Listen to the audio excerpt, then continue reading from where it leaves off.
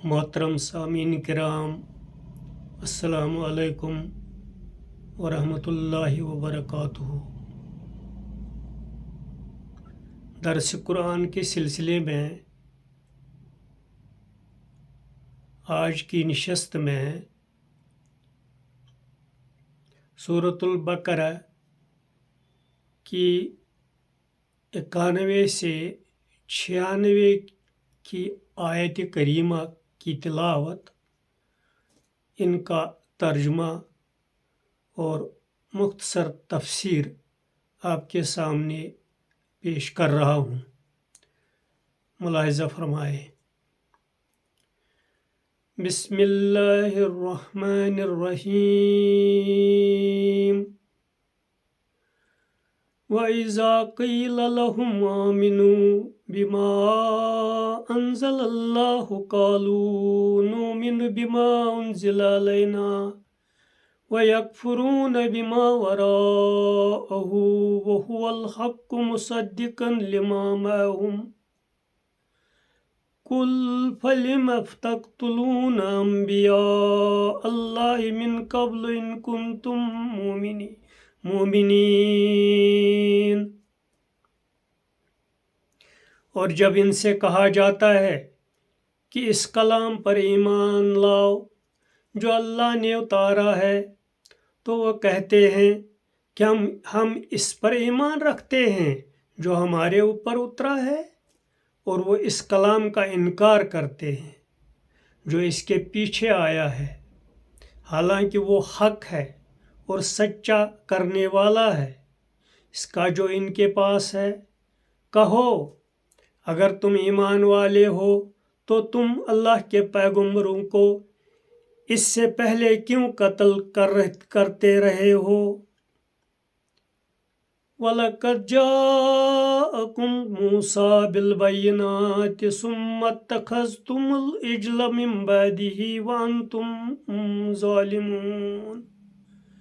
और मूसा तुम्हारे पास खुली निशानियाँ लेकर आया, फिर तुमने इसके पीछे बिछड़े को माबूद बना लिया और तुम जुल्म करने वाले हो।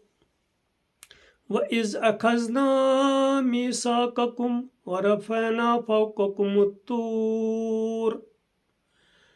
ख़ुज़ू मा आतैनाकुम बिक़ुव्वतिन वस्मऊ क़ालू समीना व असैना व उश्रिबू फ़ी क़ुलूबिहिमुल इज्ल बिकुफ़्रिहिम कुल बिसमा यामुरुकुम बिही ईमानुकुम इन कुन्तुम मुमिनीन। और जब हमने तुमसे अहद लिया और तूर पहाड़ को तुम्हारे ऊपर खड़ा किया, जो हुक्म हमने तुमको दिया है इसको मजबूती के साथ पकड़ो और सुनो। उन्होंने कहा, हमने सुना और हमने नहीं माना, और उनके कुफ्र के सबब से बिछड़ा इनके दिलों में रच बस गया।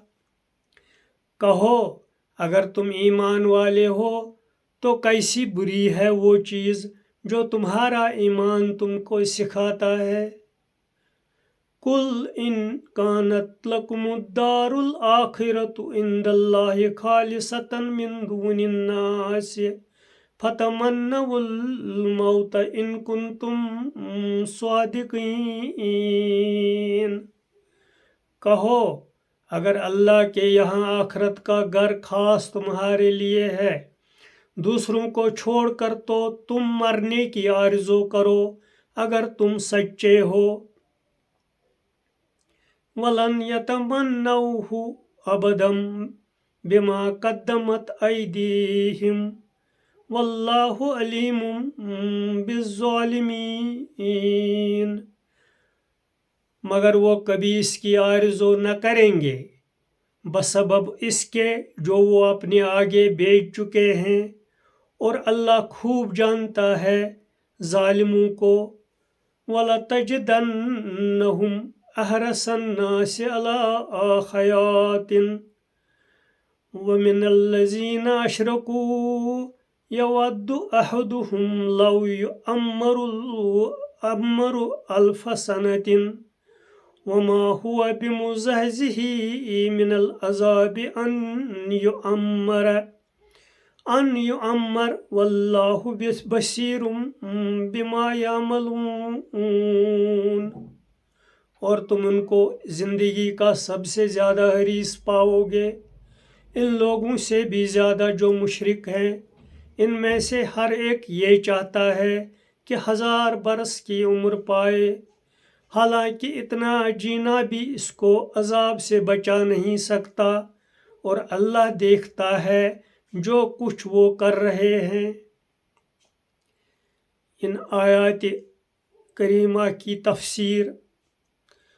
عرب کے اہل کتاب جو قرآن کی دعوت کو ماننے کے لیے تیار نہ ہوئے، اس کی وجہ ان کا یہ احساس تھا کہ وہ پہلے سے حق پر ہیں، اور حق پرستوں کی سب سے بڑی جماعت بنی اسرائیل سے وابستگی رکھتے ہیں، مگر یہ دراصل گروہ پرستی تھی جس کو انہوں نے حق پرستی کے ہم معنی سمجھ رکھا تھا، وہ گروہی حق کو خالص حق کا مقام دیے ہوئے تھے۔ یہی وجہ ہے کہ حق جب اپنی بے آمیز صورت میں ظاہر ہوا تو وہ اس کو لینے کے لیے آگے نہ بڑھ سکے۔ اگر خالص حق ان کا مقصود ہوتا تو ان کے لیے یہ جاننا مشکل نہ ہوتا کہ قرآن کا آنا خود ان کی مقدس کتاب تورات کی پیشین گوئیوں کے مطابق ہے، اور یہ کہ قرآن کے نزول کے بعد اب قرآن ہی کتاب حق ہے، نہ کہ ان کا اپنا گروہی مذہب۔ ان کا معاملہ فی الواقع حق پرستی کا معاملہ نہیں۔ اس کا ثبوت ان کی اپنی تاریخ میں یہ ہے کہ انہوں نے خود اپنے گروہ کے نبیوں مثلاً حضرت زکریا علیہ السلام، حضرت یحییٰ علیہ السلام کو قتل کیا، جنہوں نے ان کی زندگیوں پر تنقید کی، جو ان کے خلاف گواہی دیتے تھے تاکہ ان کو خدا کی طرف پھر لائیں۔ حضرت موسیٰ علیہ السلام نے جو معجزات پیش کیے، اس کے بعد ان کی نبوت میں کوئی شبہ نہیں رہ گیا تھا، مگر کوہ طور کے 40 روزہ قیام کے زمانہ میں جب حضرت موسیٰ علیہ السلام کا شخصی دباؤ ان کے سامنے نہ رہا تو انہوں نے بچھڑے کو معبود بنا لیا، ان کے سر پر پہاڑ کھڑا کر دیا گیا، تب بھی صرف وقتی طور پر جان بچانے کے لیے انہوں نے کہہ دیا کہ ہاں ہم نے سنا، مگر اس کے بعد ان کی اکثریت بدستور نافرمانی کی زندگی پر قائم رہی۔